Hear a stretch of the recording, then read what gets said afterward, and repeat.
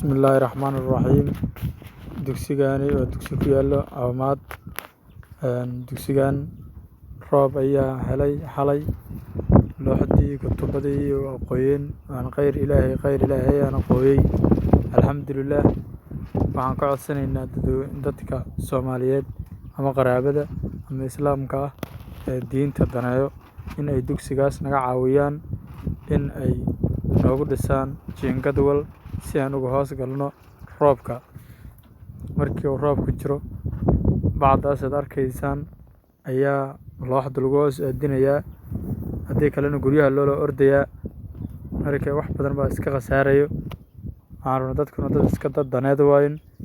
Waxaan rabnaa markii diintaas in garab la siiyo dadka Islaamka ah ee walaalaha ah ee muslimiinta ah ee wax quurka leh in aan qara wax geystaan rabaa inay naga caawiyaan. Wabillahi tawfiiq. Assalaamu calaykum waraxmatullaahi wabarakaatuh.